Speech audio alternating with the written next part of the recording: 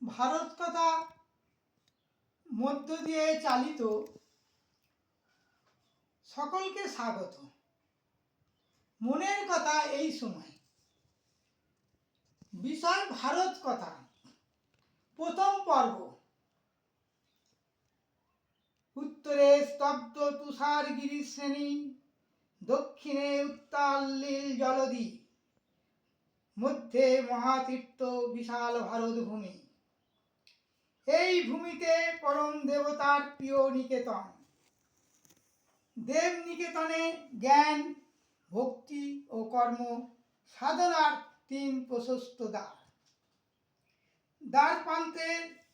দ্বার পথের পথিকৃৎ ঋষিগণকে প্রণাম, পূর্ব আচার্যগণকে প্রণাম, সিদ্ধ গুরুকে প্রণাম। সত্য শিব ও সুন্দরের দেশ আমাদের এই ভারতবর্ষ। পৌরাণিক সূত্রে জানা যায় যে একসময় এই পৃথিবীর গ্রহটারই নাম ছিল ভারত ভূমণ্ডল, অর্থাৎ ভারতবর্ষ। এবং মহারাজ ভরত থেকে পরীক্ষিতের সময় পর্যন্ত একজন রাজার শাসনে সমস্ত ভারতভূমি শাসিত হতো। তারপর আস্তে আস্তে ভাঙন ধরতে শুরু করে এবং অনেকগুলো ছোট ছোট দেশ ভাগ হয়ে যায়।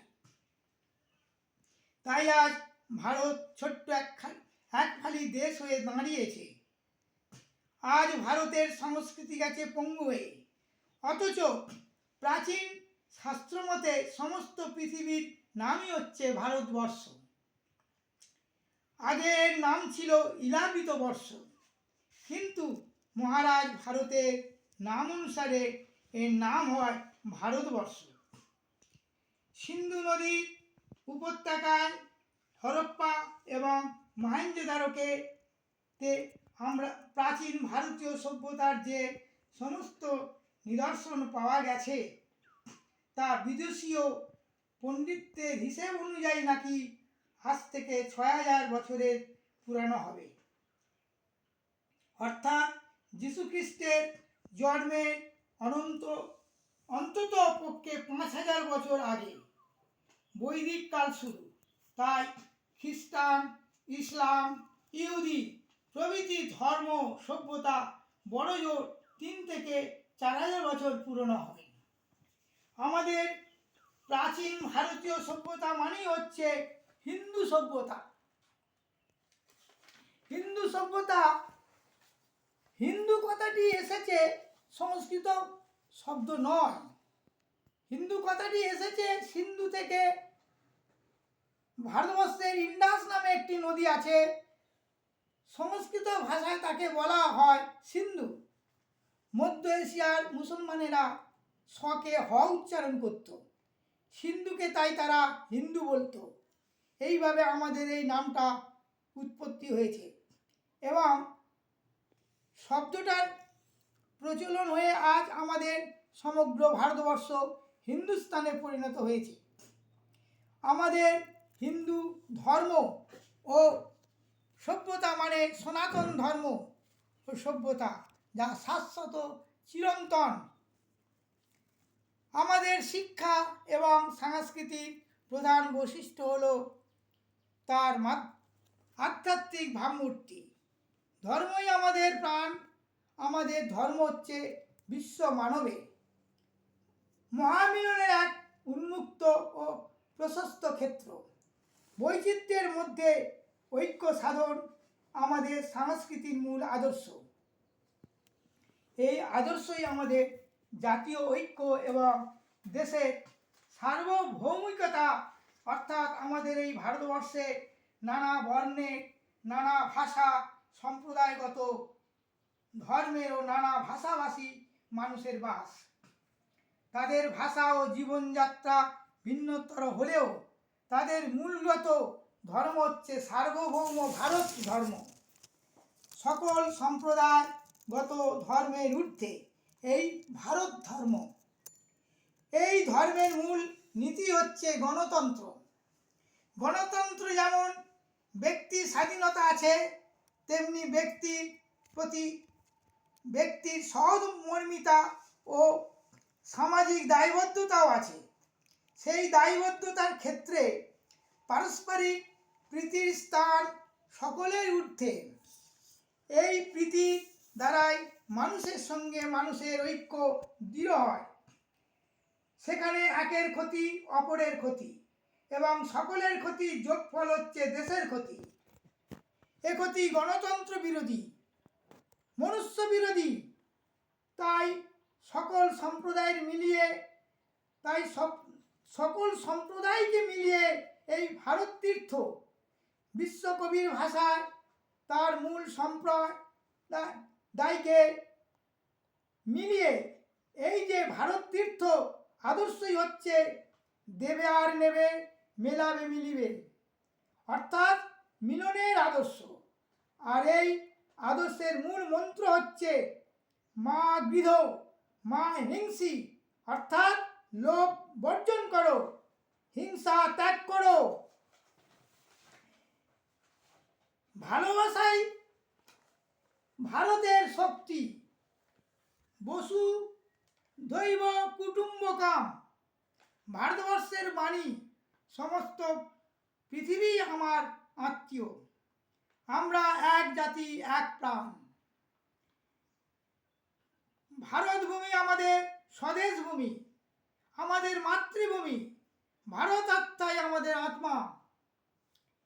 এখানে বিপরীত চিন্তার কোনো অবকাশ নেই। ভারতের আদর্শ সত্য শিব সুন্দরের আদর্শ। জগতে যা কিছু শুভ, কল্যাণময় ও সুন্দর তা সত্যম শিবম সুন্দরমের মধ্যেই নিহিত আছে। তাই ভারতবর্ষকে বলা হয় দেবভূমি। সমগ্র জগতের মধ্যে ভারতবর্ষই সর্বশ্রেষ্ঠ, কারণ ভারতবর্ষ